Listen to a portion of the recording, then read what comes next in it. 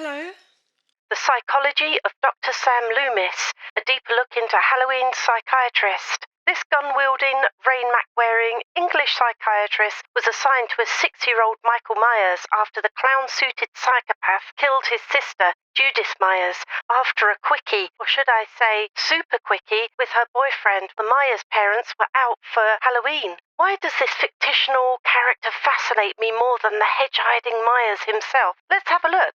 Dr. Samuel J. Loomis is a main protagonist of the overall series. He appears in 8 of the 13 Halloween films, his first appearance in the classic 1978 John Carpenter film, portrayed by esteemed actor Donald Pleasance, and then later by also esteemed actor Malcolm McDowell. Sam Loomis' name was derived from Psycho's Sam Loomis, Marion Crane's boyfriend. But we'll get to that later. Why did Donald Pleasance play this character? Donald Pleasance, we know him as Blofeld in You Only Live Twice or Blythe the Forger in The Great Escape. This character, Loomis, in a horror film, just seems totally out of kilter for this highly skilled actor. Donald Pleasance confessed to John Carpenter that the main reason why he took the part of Loomis was that his daughter Angela loved Carpenter's Assault on Precinct 13, made in 1976. And by the way, if you haven't seen that film, you really must. So Donald, as the good father he was, did it to please his daughter. During filming, it seems that Pleasance guided the character of Loomis, with his suggestions of Loomis being made in the final edit.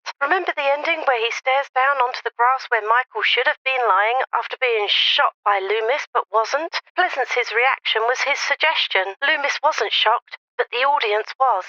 How did this English psychiatrist get to work in Smith's Grove Sanatorium in Illinois? This is one of the most fascinating points for me. Was Loomis meant to be American but changed to English for Donald Pleasance? Did the writers have in mind that Loomis was originally part of a post-war international psychiatrist program where mental health was first discussed and knowledge shared to rebuild the West? That actually happened.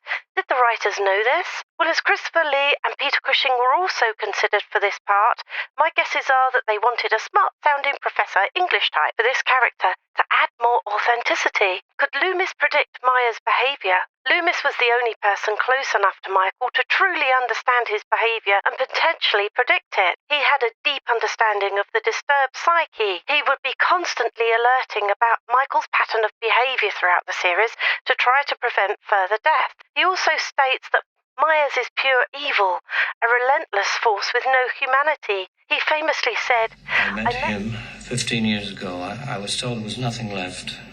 No reason, no conscience, no understanding, and even the most rudimentary sense of life or death, of good or evil, right or wrong.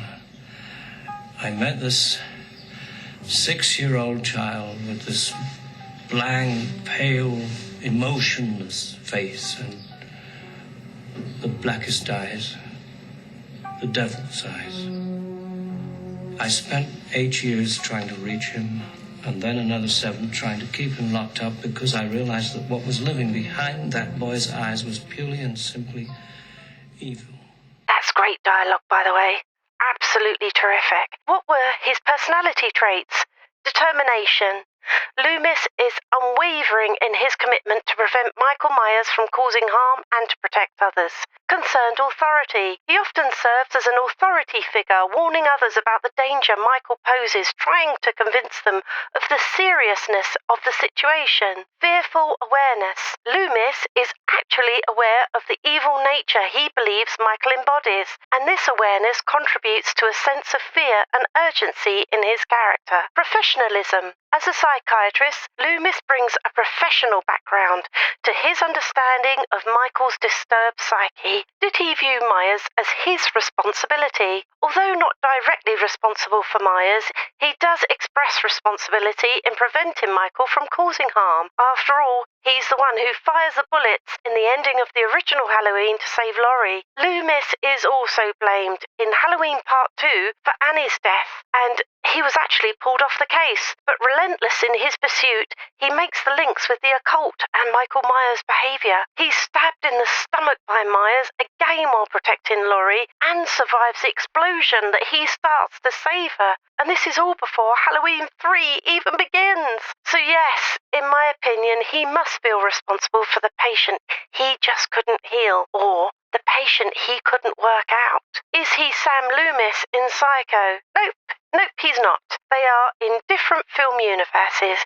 The name is the only link, and was probably a dedication from the writers to Psycho, the original slasher horror by Alfred Hitchcock, and which you know starred Jamie Lee Curtis's mum, Janet Leigh. When you look at Loomis as a character, you can see he stalks Myers as much as Myers stalks his victims. His relentless pursuit to eradicate the darkness in the child he observed back in the sanatorium, desperate to end that darkness.